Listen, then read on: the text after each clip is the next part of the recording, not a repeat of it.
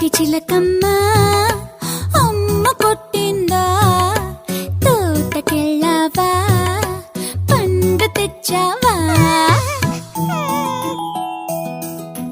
గుడ్లు పెట్టావా, గుటుక్కుమన్నావా, గుడ్లు పెట్టావా, గుటుక్కుమన్నావా.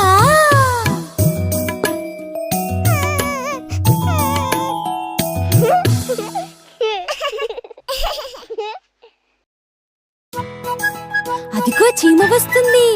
ఎక్కడి నుంచి వస్తుందో అడుగుదామా? చిట్టి చీమ ఎక్కడికెళ్ళావు?